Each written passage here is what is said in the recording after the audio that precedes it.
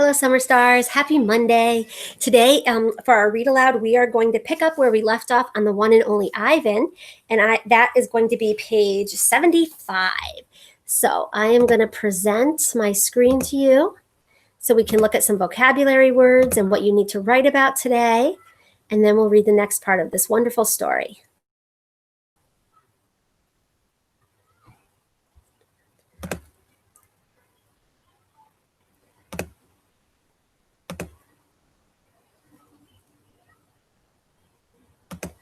All right, today we'll be reading page 75 through 96 of the one and only Ivan.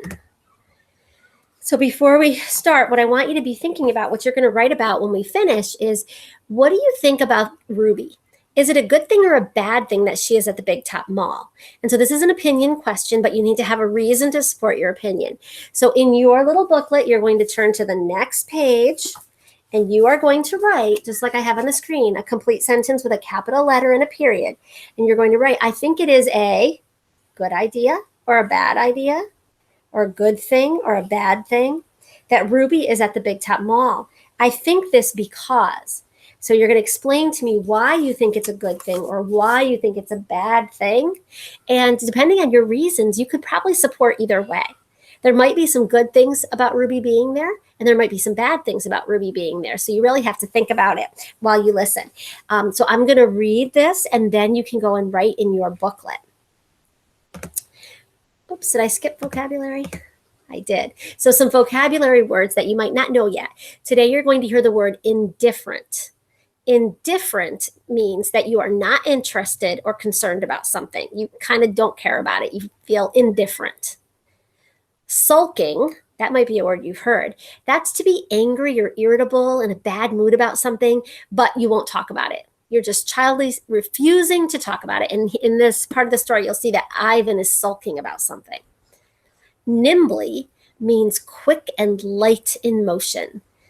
So if you nimbly run across the rocks in a river and you kind of just go like off really quick and light, or you nimbly run across your backyard. And lilting, that word means cheerful or buoyant or uplifting. It's something that you feel, it's like a happy sound, a happy noise is something that would be lilting. So those are some words to think about when you hear them in today's reading. All right, so for today, old news. When Julia comes, she sits by Stella's domain and watches the new baby. She barely talks to me. Stella doesn't talk to me either. She's too busy nuzzling Ruby. She's cute, little Ruby, with her ears flapping like palm leaves, but I am handsome and strong. Bob trots a circle around my belly before settling down in just the right spot. Give it up, Ivan, he says. You're old news. Julia gets out a piece of paper and a pencil. I can see that she is drawing Ruby. I move to the corner of my domain to pout. Bob grumbles. He doesn't like it when I disrupt his naps. Homework, Julia's father scolds. Julia sighs and puts her drawing aside. I grunt, and Julia glances in my direction. Poor old Ivan, she says. I've been ignoring you, haven't I? I grunt again, a dignified, indifferent grunt. Julia thinks for a moment, then smiles. She walks over to my domain, to the spot in the corner where the glass is broken. She slides papers through. She rolls a pencil across my cement floor. You can draw the baby elephant too, Julia says. I bite the pencil in half with my magnificent teeth, and then I eat the paper. Tricks. Even after Julia and her father leave, I try to keep sulking, but it's no use. Gorillas are not by nature pouters. Stella, I call. It's a full moon, did you see? Sometimes when we are lucky, we catch a glimpse of the moon through the skylight in the food court. I did, Stella says. She is whispering, and I realize that Ruby must be asleep. Is Ruby all right, I ask. She's too thin, Ivan, Stella says. Poor baby. She was in that truck for days.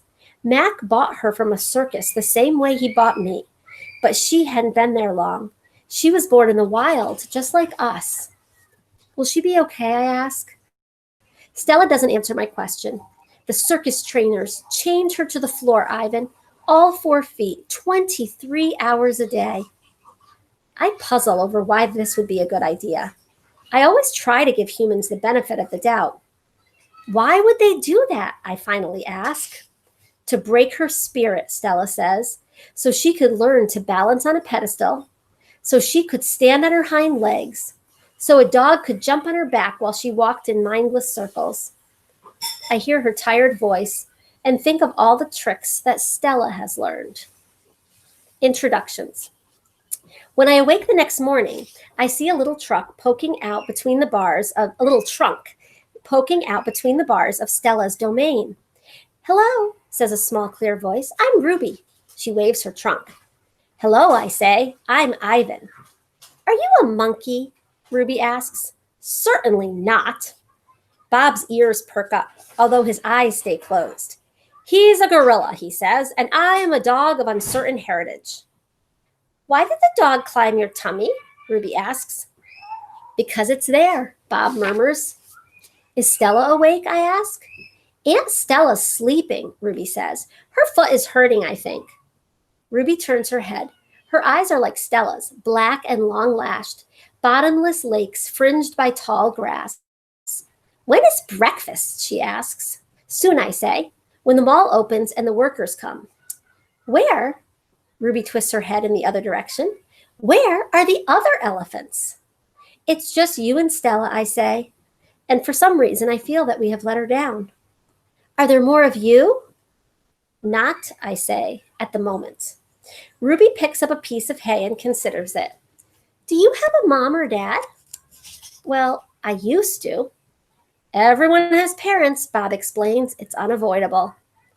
Before the circus, I used to live with my mom and my aunts and my sisters and my cousins, Ruby says. She drops the hay, picks it up, twirls it. They're dead now. I don't know what to say. I am not really enjoying this conversation, but I can see that Ruby isn't done talking. To be polite, I say, I'm sorry to hear that, Ruby. Humans killed them, she says. Who else? Bob asks, and we all fall silent. Stella and Ruby. All morning, Stella strokes Ruby, pats her, smells her. They flap their ears, they tumble and roar, they sway as if they're dancing. Ruby clings to Stella's tail. She slips under Stella's belly. Sometimes they just lean into each other, their trunks twirled together like jungle vines. Stella looks so happy. It's more fun to watch than any nature I've ever seen on TV, any nature show I've ever seen on TV. Home of the one and only Ivan. George and Mac are out on the highway. I can see them through one of my windows. They are next to each other on tall wooden ladders, leaning against the billboard that tells the cars to stop and visit the one and only Ivan, mighty silverback. George has a bucket and a long-handled broom. Mac has pieces of paper. He slaps one against the billboard. George dips the broom into the bucket. He wets the paper with the liquid from the bucket, and somehow the paper stays in place. They put up many pieces before they are done. When they climb down from the ladders, I see they've added a picture of a little elephant to the billboard. The elephant has a lopsided smile. She is wearing a red hat, and her tail curls like a pig's. She doesn't look anything like Ruby. She doesn't even look like an elephant. I've only known Ruby one day, and I could have drawn her better. Art lesson. Ruby asks a lot of questions. She says, Ivan, why is your tummy so big? And have you ever seen a green giraffe? And can you get me one of those pink clouds that the humans are eating? When Ruby asks, what is that on your wall? I explain that it's a jungle. She says the flowers have no scent, and the waterfall has no water, and the trees have no roots. I am aware of that, I say. It's art, a picture made with paint. Do you know how to make art? Ruby asks. Yes, I do, I say, and I puff up my chest a little. I've always been an artist. I love drawing. Why do you love it? Ruby asks. I pause. I've never talked to anyone about this before. When I'm drawing a picture, I feel quiet inside. Ruby frowns. Quiet is boring. Not always. Ruby scratches the back of her neck with her trunk. What do you draw anyway? Bananas mostly. Things in my domain. My drawings sell at the gift store for $25 a piece with a frame. What's a frame? Ruby asks. What's $1? What's a gift store? I close my eyes. I'm a little sleepy, Ruby. Have you ever driven a truck? Ruby asks. I don't answer.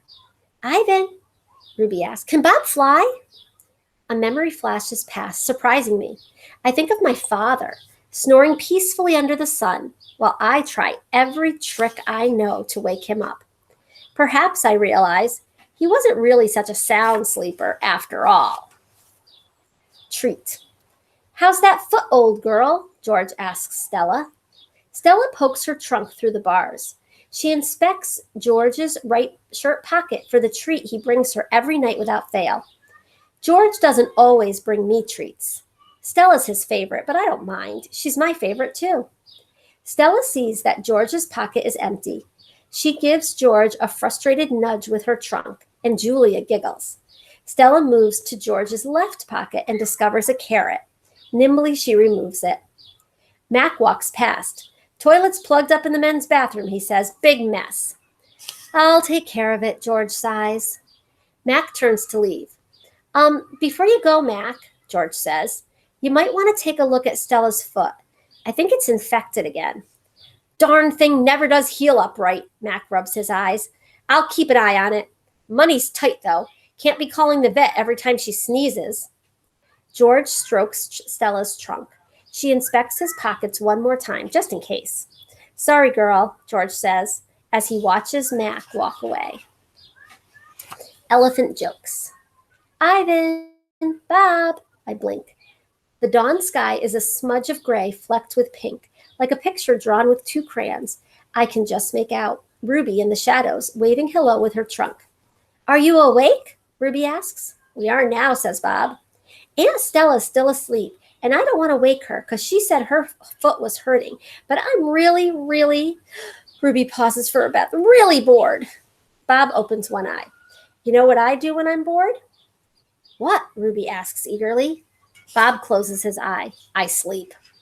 It's a little early, Ruby, I say. I'm used to getting up early. Ruby wraps her trunk around one of the bars on her door. At my old circus, we always got up when it was still dark, and then we had breakfast and we walked in a circle. And then they chained my feet up, and that really hurt. Ruby falls silent. Instantly, Bob is snoring. Ivan, Ruby asks, do you know any jokes? I especially like jokes about elephants. Well, let me see. I heard Mac tell me one once. I yawn. How can you tell that an elephant has been in the refrigerator? How? By the footprints in the butter. Ruby doesn't react. I sit up on my elbows, trying not to disturb Bob. Get it? What's a refrigerator? Ruby asks. It's a human thing, a cold box with a door. They put food inside. They put food in the door or food in the box? And is it a big box? Ruby asks, or is it a little box? I can see this is going to take a while, so I sit up all the way. Bob slides off, grumbling, and I reach for my pencil.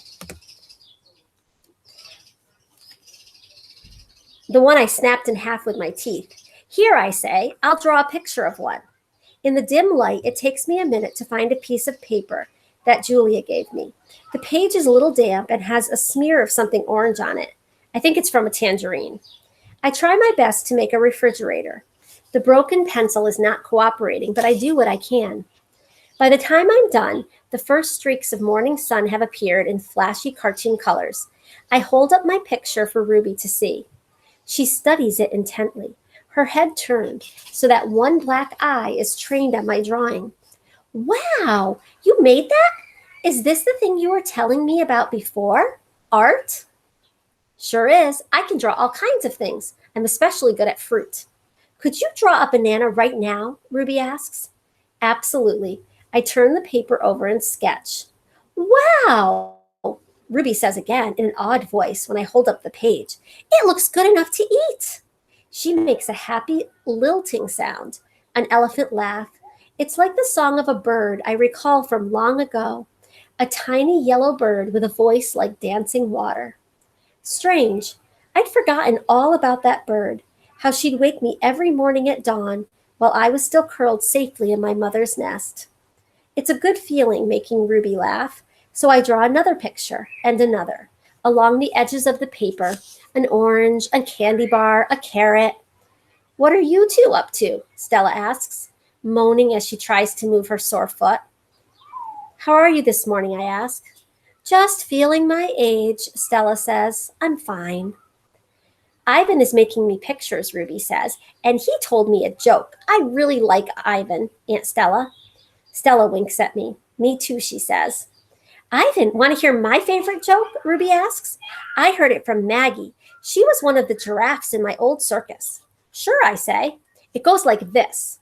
Ruby clears her throat. What do elephants have that nothing else has?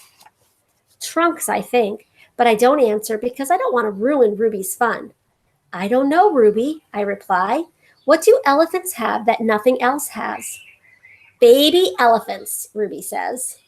Good one, Ruby, I say, watching Stella stroke Ruby's back with her trunk. Good one, Stella says softly. And that's where we'll end today. So now what you should do is get out your booklet, and you're going to answer that question in your booklet. Do you think it's a good thing or a bad thing that Ruby has moved to Big Top Mall? I think it is a good thing or a bad thing that Ruby is at the Big Top Mall. I think this because, and tell me why you think that.